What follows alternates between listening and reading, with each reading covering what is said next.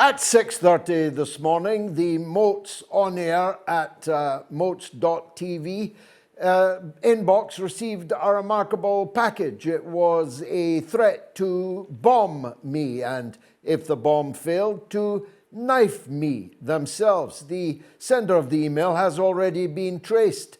At least one, maybe two police forces are currently searching for the man who sent it. On the face of it, it appears to be a threat of terrorism against this show. So let me make this plain. Nothing will ever silence the mother of all talk shows. Neither threats nor actuality. You can kill me and you will still not stop the mother of all talk shows, because many will rush to pick up the microphone that I drop. We will not be silenced. We will not be intimidated from our duty to bring to the public's attention across the Anglosphere and beyond the alternative point of view to that which is being force-fed to the sheep on the way to the charnel house in the so-called mainstream media. If we don't do it, who will do it? 974,000 people watched the mother of all talk shows in the last 7 days. Just get that number round your mind. 974,000 in the last week. And of course, that's not even counting the old clips that continue to be watched, but we simply don't have the time to count them. So that's why we're receiving the kind of mail that we received today, because we are over the target. And our target is the systematic lying to the public by the mainstream media on the behalf of the political class, which is lying its people onto the edge of a precipice over which they might drop and humanity might end. We've gone in just 5 days since we made the famous Munich interview, which went viral. Gayatri and me made it in a street cafe about the decision of the German government to send their panzers again over the Ukrainian border to fight Russians. In just 5 days since we made that video, we have moved from panzers to long-range artillery, to F-16s, to submarines, and now the demand of the coup regime in Kiev for the supply of nuclear weapons to Ukraine. What could possibly go wrong? Now you might say, well, of course they'll never get these things, but you once said that about the German panzers. The German government once said it about the German panzers. The last time that German panzers crossed the Ukrainian border to fight Russians, Russian T-34 tanks ended up in the center of Berlin. 2 of them are still there, supposedly as a warning to the German people and their politicians of the danger of revanchist revival, of the danger of a revival of German militarism. But that reminder has not worked. Indeed, in the last hour, I've just seen a report that a young man has been sentenced to prison in Germany for speaking out against the German government's role in the war in Ukraine. It won't be long before that kind of thing starts to happen elsewhere, maybe even here. Perhaps we better put this show underground. Not a bad idea, actually, now that I come to think about it. But underground or overground, wherever we are, we will continue to broadcast, whether I'm in the chair or someone else is. We will continue to expose the absolute falsehood of the idea that somehow we're defending freedom and liberty and democracy by murdering freedom, liberty and democracy in our own countries. That is a non sequitur that we will never cease to expose. Now, talking about lies, Mad Vlad threatened to nuke Boris Johnson, according to Boris Johnson on the television in an interview in which he was promoting his new book. He's in Washington at the moment, meeting the great and the good. Well, not so good, but great and powerful. That's for sure. It is a remarkable tour. I'd like to know who's paying for it, because Boris Johnson doesn't come cheap. The Parliament, of which he remains a member, though he doesn't seem to do much in the way of parliamentary work, still less in the way of constituency work, so we imagine that he'll be quitting at the next election. Boris Johnson said on television that Vladimir Putin threatened to strike him with a missile, adding it would only take a minute. Now, as it happens, Russia has no missiles but a minute away from Britain. They are 6 minutes away. And if they did fire a missile at Boris Johnson, it would, of course, kill a very large number of people besides Boris Johnson. So the threat, if real, is a very dark and sinister turn of events. The question is it real? Now, I made a movie, you'll see it in just a minute, it's only 3 minutes long, explaining why I don't believe Boris Johnson. And 23,573 people so far have voted on our poll, which is Putin denies Boris death threat. Who do you believe? A, Putin, B, Boris. You can vote on my Twitter, on my YouTube, on my Telegram, or on the YouTube community poll. 23,573 of you have already voted, by far and away, by some distance, the biggest poll that MOATS has ever run. And the results make pretty spectacular reading. But before I tell you them, let me summarize the reasons why I don't believe Boris Johnson and why I'm amazed that anybody does.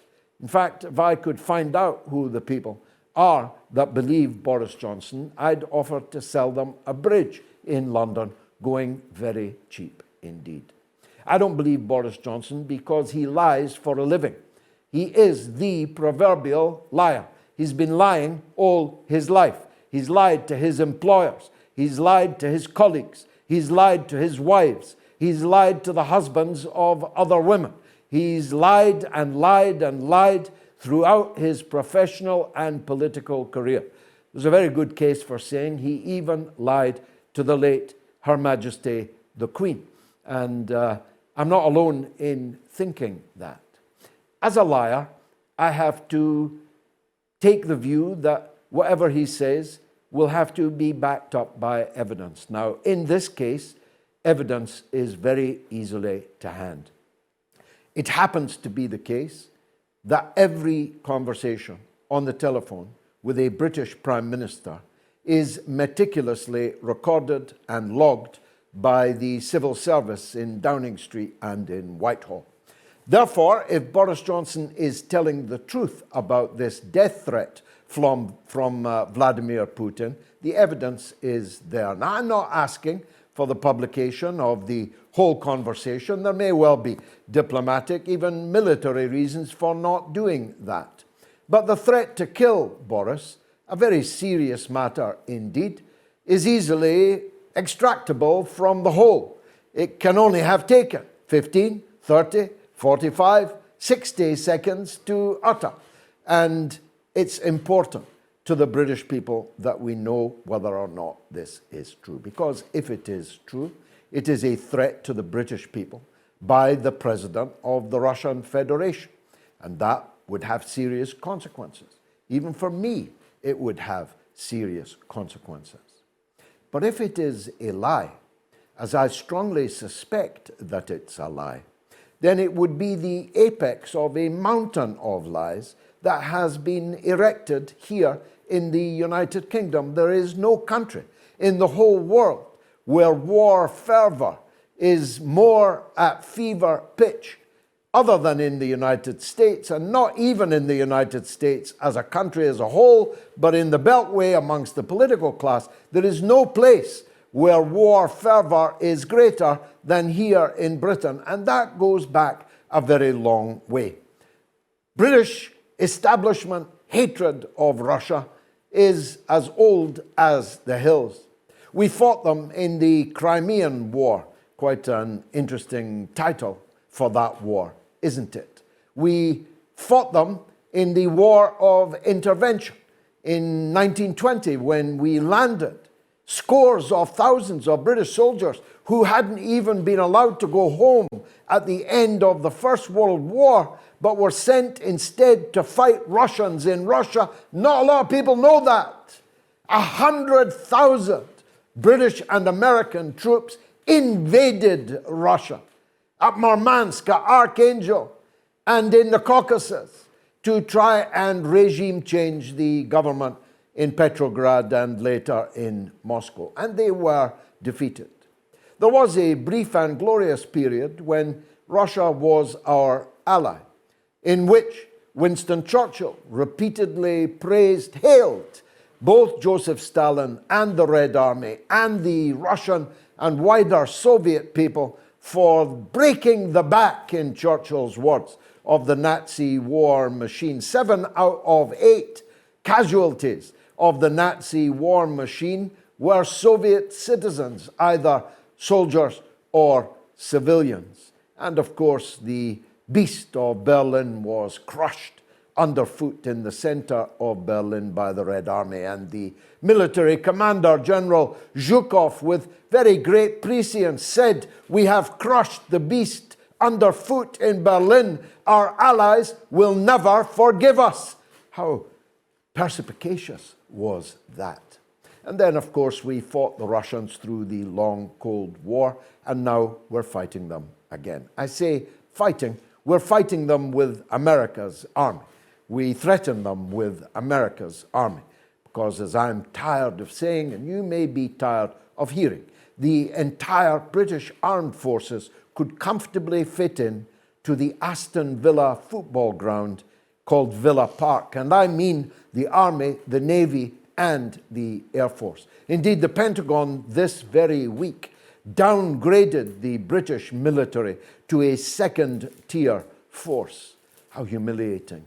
I must bring it up at the Oxford Union in a week or two when I debate with the head of the British Army and indeed the British Defence Secretary, Ben Wallace, whose ancestor was in the charge of the Light Brigade at Balaclava in the aforementioned battle at the War of Crimea. You can imagine I'm going to have fun at the Oxford Union. I wonder if a diplomatic illness will strike Ben Wallace somehow in the interim, and that he might not be able to make it.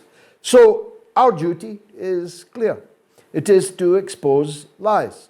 And if we are wrong, we will humbly eat pie. So let me make this promise to you.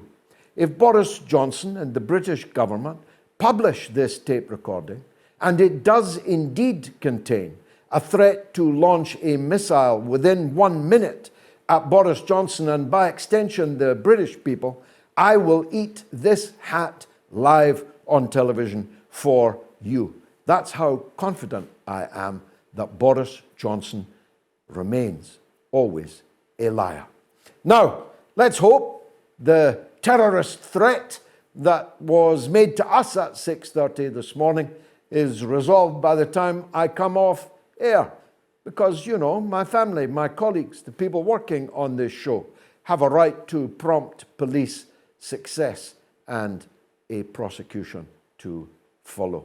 We'll be talking to the great Lee Camp, the most censored comedian in the world today, and probably the most censored comedian in the United States ever.